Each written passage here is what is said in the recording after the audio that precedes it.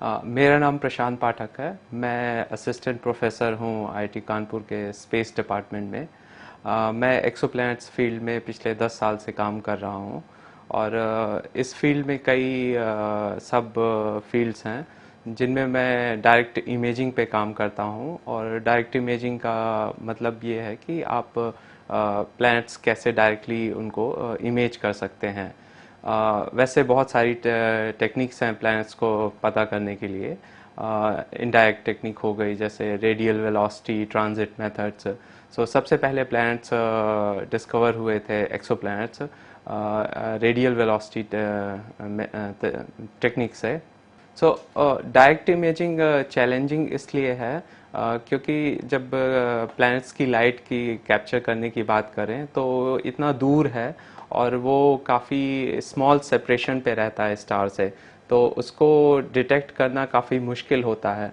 तो अभी तक जितने अराउंड 50 प्लैनेट्स डिस्कवर हुए हैं डायरेक्ट इमेजिंग में, वो सारे यंग प्लैनेट्स हैं जिनका खुद का अभी जस्ट वो फॉर्म हुए हैं, तो उनकी टेम्परेचर काफ़ी ज़्यादा रहती है, तो उसको डिटेक्ट करना आसान होता है। और मैच्योर प्लैनेट को डिटेक्ट करना काफ़ी मुश्किल होता है क्योंकि उससे लाइट बहुत कम आती है। तो इसलिए भी ये डिस्कवरी काफ़ी इम्पॉर्टेंट है क्योंकि ये ऐसा पहली बार हुआ है कि एक मैच्योर प्लैनेट डायरेक्टली इमेज हुआ है। और जस्ट इमेज नाउ लाइक पहली बार डिस्कवर होने के बाद अगर हम इसकी स्पेक्ट्रोस्कोपिक स्टडी फ्यूचर में करते हैं तो इसके कंपोजिशन एटमॉस्फेयर और काफ़ी और प्रॉपर्टीज़ पता चल जाएंगी। पहले मैं जर्मनी में काम करता था, तो मैंने ये सेम प्लैनेट ट्राई किया था ऑब्जर्व करने के लिए। एक ग्राउंड बेस्ड टेलीस्कोप है चिली में, उसके थ्रू। तो हमारा डिटेक्शन उतना अच्छा नहीं था, तो इसलिए हमने रिपोर्ट नहीं किया था क्योंकि ग्राउंड में एटमॉस्फेयर की वजह से सिग्नल काफ़ी डिस्टॉर्ट हो जाता है।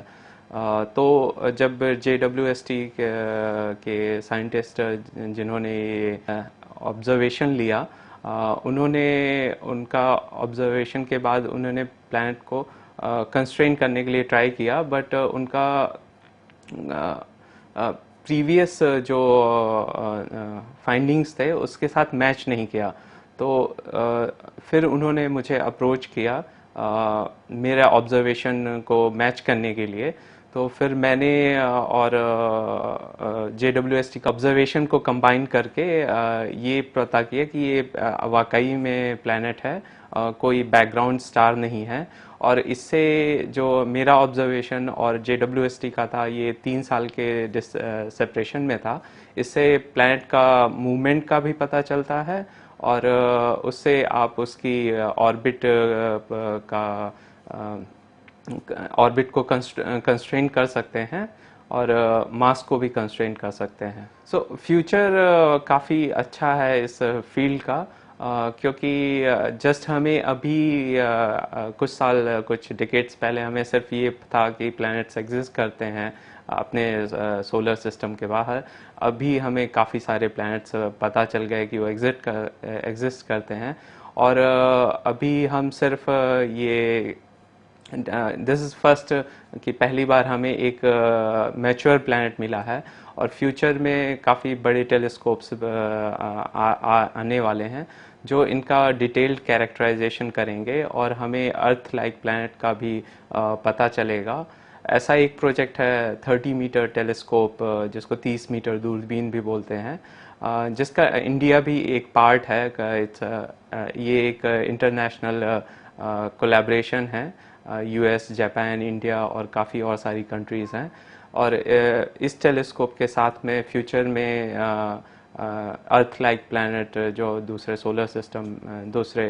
अपने सोलर सिस्टम से बाहर हैं, उनका डिटेल में हम अध्ययन कर पाएंगे।